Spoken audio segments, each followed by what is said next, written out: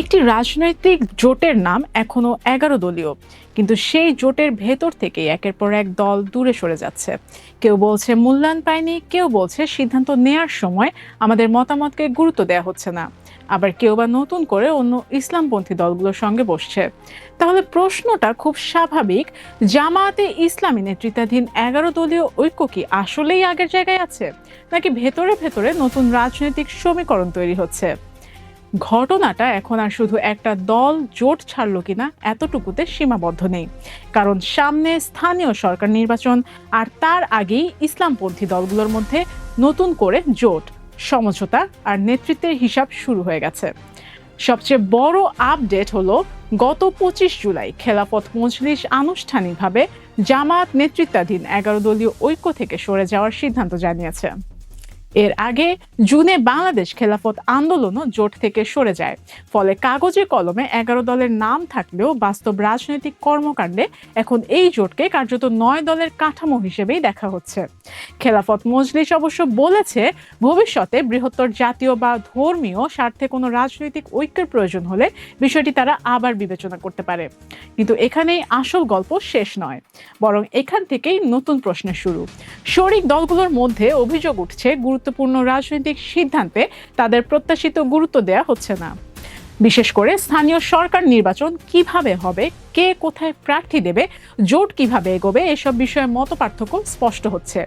একদিকে জামায়াত চাইছে স্থানীয় নির্বাচনে নিজেদের সাংগঠনিক শক্তি পরীক্ষা করতে এবং অনেক জায়গায় এককভাবে মাঠে নামতে। অন্যদিকে জোটের কয়েকটি শরিক দল বলছে, জাতীয় নির্বাচনের মতো স্থানীয় নির্বাচনেও যদি সমন্বয় করা যায়, তাহলে একসঙ্গে মাঠে নামাই বেশি কার্যকর।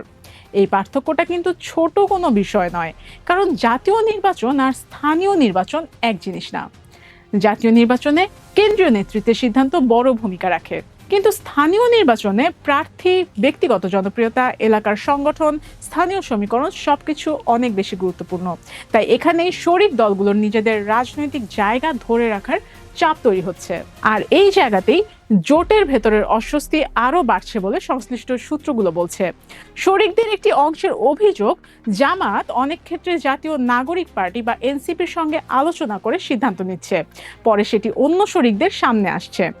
এই অভিযোগের কারণেই ছোট দলগুলোর মধ্যে প্রশ্ন তৈরি হয়েছে, জোট যদি হয় তাহলে সিদ্ধান্তও কি সবার মতামতের ভিত্তিতে হবে না?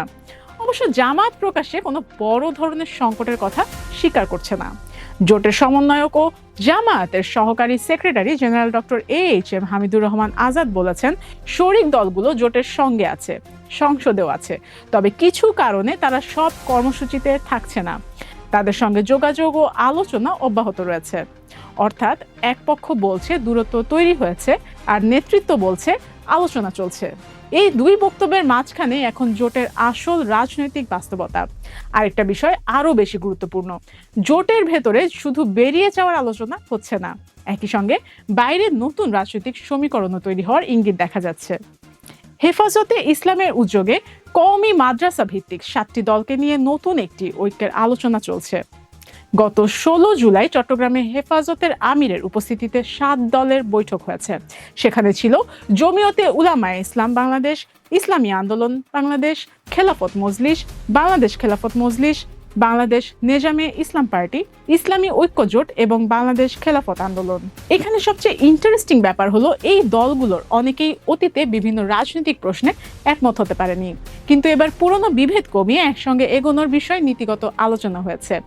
এখনই অবশ্য এটাকে নতুন জোট ধরে নেয়ার সুযোগ নেই, কারণ দলগুলোকে নিজেদের প্রস্তাব ও কাঠামো লিখিতভাবে দিতে বলা হয়েছে। 3 অগস্টের মধ্যে প্রস্তাব জমা দেওয়ার কথাও রয়েছে। এরপর আবার আলোচনা হবে, তারপর বোঝা যাবে এই উদ্যোগ শেষ পর্যন্ত আনুষ্ঠানিক রাজনৈতিক জোটে রূপ নেয় কিনা।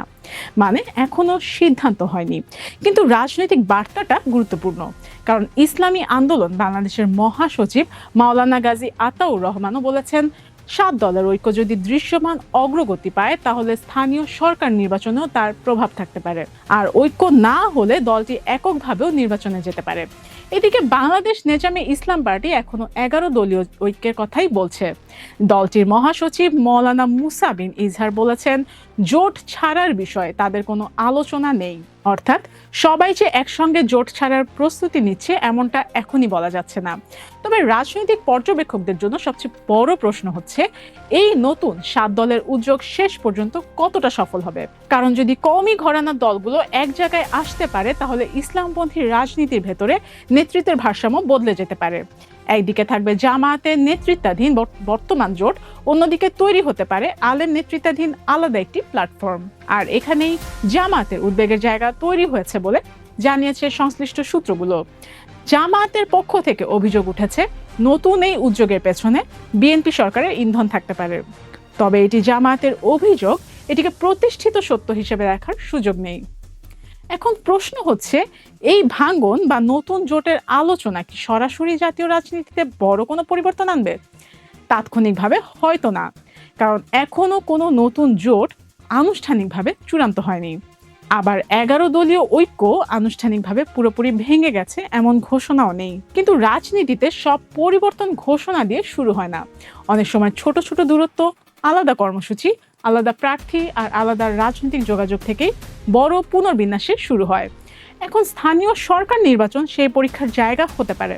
যদি জামাত একা নির্বাচন করে আর অন্য শরিকরা নিজেদের মধ্যে সমঝোতা করে মাঠে নামে, তাহলে তৃণমূল পর্যায়ে তাদের সম্পর্ক কতটা টেকসই সেটা পরিষ্কার হয়ে যাবে।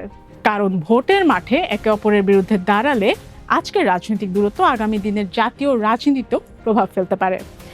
আর যদি 7 দলের নতুন উদ্যোগ সফল হয় তাহলে প্রশ্ন উঠবে, ইসলামপন্থী রাজনীতির নেতৃত্ব কি আবার নতুন করে ভাগ হচ্ছে? সুতরাং আপাতত গল্পটা 11 থেকে 9 নামার গল্প নয়। আসল গল্প হলো কে কার সঙ্গে থাকবে, কে নেতৃত্ব দেবে, স্থানীয় নির্বাচনে কে কার পাশে দাঁড়াবে, আর ভবিষ্যতে জাতীয় রাজনীতিতে ইসলামপন্থী দলগুলো কোন প্ল্যাটফর্মে নিজেদের শক্তি একত্র করবে। একদিকে পুরনো জোট ধরে রাখার চেষ্টা আর অন্যদিকে নতুন ঐক্যের সম্ভাবনা, এই দুই স্রোতের মাঝখানেই এখন বাংলাদেশের ইসলামপন্থী রাজনীতির নতুন সমীকরণ তৈরি হচ্ছে। আগামী কয়েক মাসে এই সমীকরণ কোন দিকে যায় সেটাই এখন দেখার বিষয়। কারণ রাজনীতিতে জোট শুধু সংখ্যার হিসাব নয়, জোট মানে আস্থা, নেতৃত্ব আর মাঠের শক্তির সমন্বয়। আর এই 3 জায়গার যে কোনো একটিতে ফাটল ধরলেই 11 দলের হিসাব বদলে যেতে পারে। আফরিন প্রিয়া, টাইমস 24।